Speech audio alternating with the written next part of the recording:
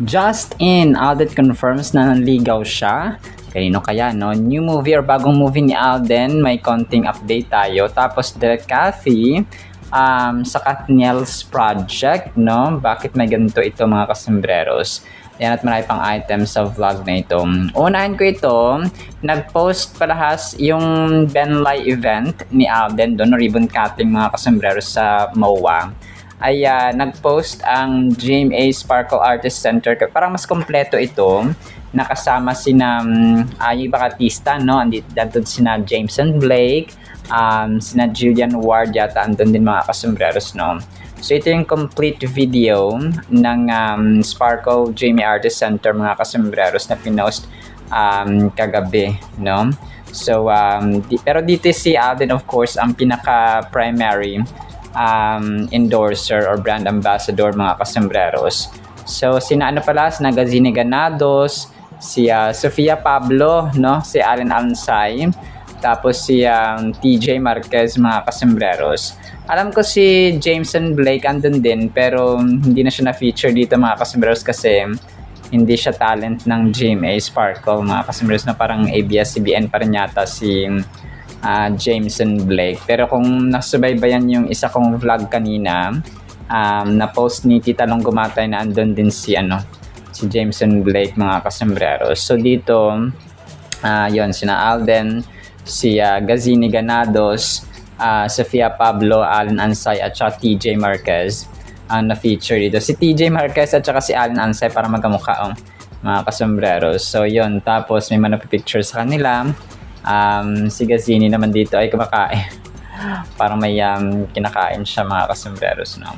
So ang cute at ang kulit lang ng ginawa dito ng mga chosen. Grabe, no? Parang pinili lang siguro ng Benlay management mga kasembreros ang attend sa kanilang first ever ribbon cutting, no, or grand opening ng Benlay Apparel, no, global apparel mga kasembreros. So congrats, no. Definitely si Alden dito ang pinaka-head, no, or pinaka-pinuno ng mga bibe. Pinaka-leader ng mga bibe mga kasembreros na padala ng GMA Sparkle in collaboration with Benlay. So yun siya, no, mga kasembreros. So una ko inisip dito yung Ben, nakala kay Sir Benchan kasi di ba bench kay Sir Benchan siya. So tapos si Alden, siguro may idea ako, parang siguro si Sir Benchan nag-introduce din kay Alden, no, mga kasembreros na kasi syempre sikat na sikat. So sana ay kasama dito si Kath, no. Pero syempre, no, sina Alden lang po ang andito mga kasembreros. Tapos next item natin, parang binigyan ng kagabi ng caption ng isang admin yung picture ni Alden dito. Sabi na, "Leaving me is okay. People always leave me. People always make me their last choice. I'm very easy to replace and I'm used to it." So medyo masakit na katotohanan ito. Hindi ko na alam kung sinabi ito, hindi naman ito sinabi siguro ni Alden. So siguro feeling or nararamdaman ito ng admin na nag-post nito sa kanyang TikTok account kagabi, mga kasembreros. So personal experience siguro ito, no nag-post mga kasembreros. Tapos may isa sa mga major items natin, parang nag-post ito kagabi yung isang admin mga kasembreros. Tapos sabi niya, "Congrats, no, Kathniel," something like that mga kasembreros. Tapos video ni Direk Cathy. Hindi ko na alam kung recent ito. Palagay ko recent kasi ito yung itsura ni Direk Cathy no recently mga kasembreros. Parang may kulay siya. Tapos ang nakalagay dito ay "Congrats, Direk Cathy."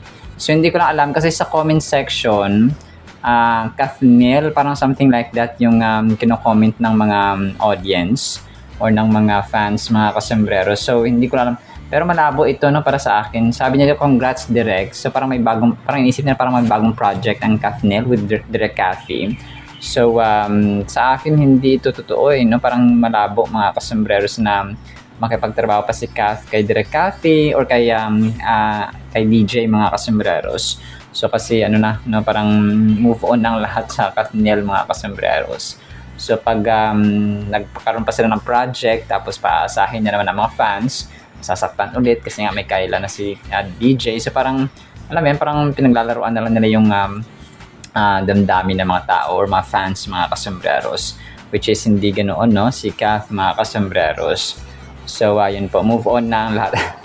Tapos ito, no, isa sa mga major items din natin, yung update ng bagong movie or Hollywood movie ni Alden na Big Tiger. So, nag-release kagabi ang isang or nag-post ang isang admin kagabi nung trailer ng Big Tiger, mga kasombreros. So, na kung saan ay parang nagkaroon ng alitan or nag-away sina Alden at ang isang cast dito. Kasi ano siya dito, parang yung roll down niya dito ay parang villain siya na good, na parang something like that, no? May pagka-traidor, may pagkabida. Na parang gano'n ang title or parang gano'n ang role dito niya, Phenomenal Box Office Cinema King, mga kasombreros. So, yun. Mamaya try ko itong i-play kung hindi siya copyright, mga kasombreros. Ang lapit, no? Ang lapit ni ano dito. Yung lalaki na kalaban ni Alden dito, para siyang si Sir Johnny Manahan yung itsura. Pero ito po ay Amerikano, no? English speaking. Si Alden dito, mga kasombreros. So, ang lapit ng aksyon dito, mga kasombreros. So, suntukan ang labanan at saka dito combat, no, mga kasombreros. Tapos speaking of suntukan, natatawa ako dito sa sa comment niya, sa caption niya na Ibarra Lopez. Kasi 'di ba yung trailer ng kung napanood niyo po yung trailer ng Summon Someday, yung official trailer nila ay sinuntok, 'di ba, ni Kath, mga kasombreros, yung kanyang parang nang-agaw yata, no? Or nag-traidor sa kanya, mga kasombreros. So, sabi dito ni Ibarra Lopez, which is true, no? Hindi ko naisip ito. Sabi niya dito, hindi uso kay Billy or kay Kath ang sampalan, kundi jumbaga. Jumbaga ng labanan. Kung ganito lang din sana ang ginawa mo doon sa ex mo, Katring. So, humugot pa siya, no, mga kasombreros. So tama, no, kasi di ba sa iba parang malumanay na pagkaano ng mga dito na confrontation, sa kanya hindi, no, talagang suntukan kung suntukan, mga kasombreros, or ng jumbag. Si Phenomenal Box Office Cinema Queen, mga kasombreros. So grabe, no, kung hindi niyo pa po napanood ay panoorin niyo po yung pinakaunang vlog natin ngayong araw, no. Yun po yung dito. Yun po yung nakasama, no, yung trailer, official trailer ng Summon Someday sa ating pinakaunang vlog ngayong araw, mga kasombreros. Tapos si Kath dito ay pinost siya, no, naka-red siya dito. Ang daming reaction sa 390. Pinost ito ni Jen Littner. Ang sabi nila, nalalaos na daw siya. Mas dumami nga achievements niya ngayon at mas lalo pang gumaganda. Yan ang strong woman namin. So si Kath, no. Tapos picture ni Kath dito na nakapula. So if I'm not mistaken, ito ay nung time na nasa TCL event, no, si attorney, mga kasombreros. So which is definitely true, no.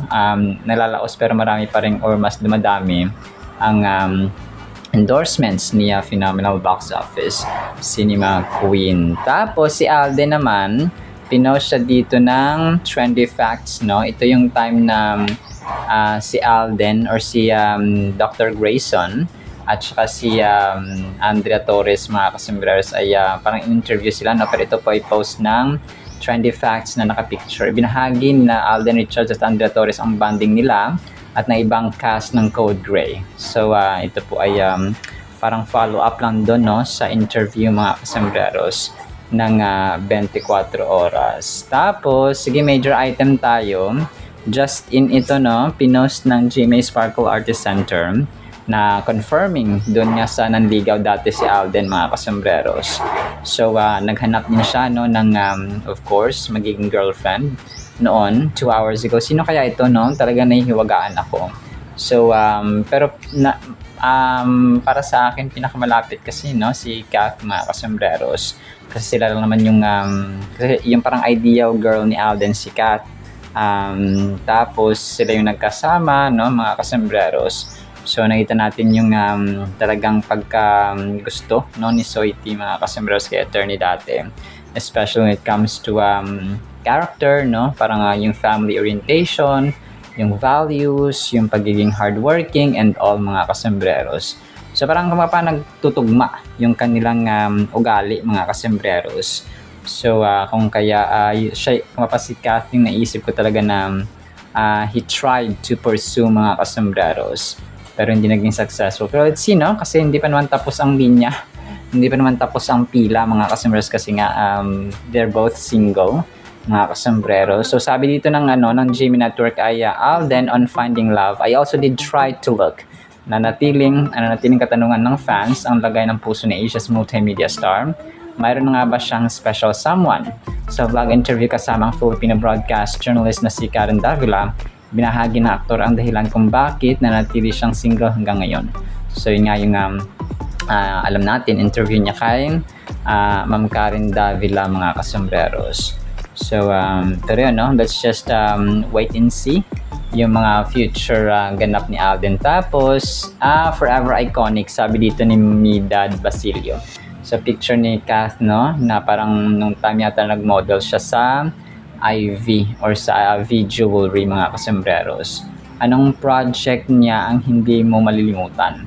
So daming comments 42, pero hindi ko na po ito babasahin isa-isa mga kasembreros kasi sobrang dami po niya.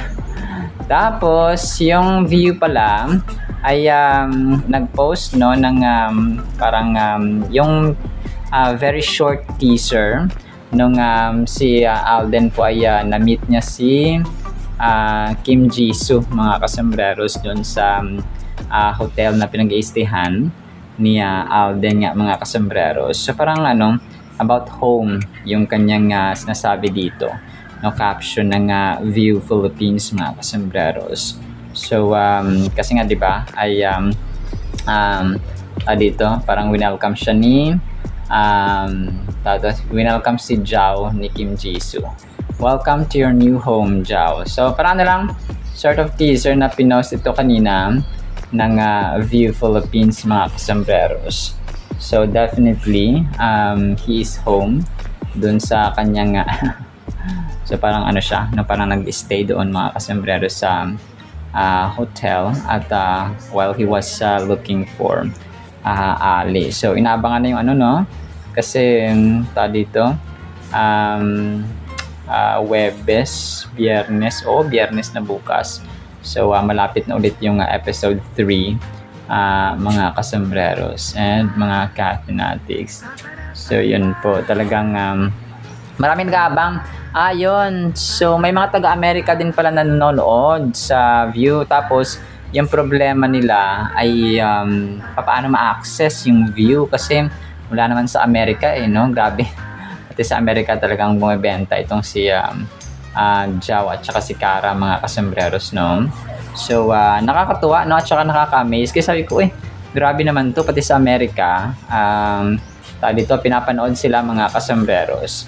So yon talagang nakaka-bless na malaman na pati sa Amerika ay dito nandun pa rin yung charisma ni Alden mga kasus and Nadine Lustre. So nabasa ko kasi sa mga comments no na pinapost nagpo-post yung view ng teaser ng Love Siargao, tapos nagko-comment na dito sa US so paano ganito ganyan no. So yun po yung istorya mga kasembreros.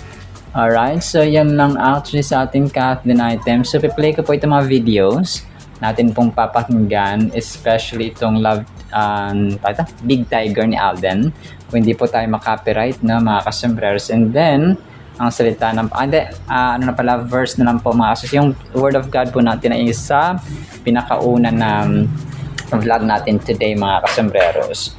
So hanapin niyo po doon no, para hindi po tayo maumay. So yun po, isang pinagpalang araw po sa bawat isa. You got one job. I got 10 One job to do. I don't care. Innocent people die. I wasn't gonna watch you kill Lord Archer at all. Well, I made it. That makes you a traitor.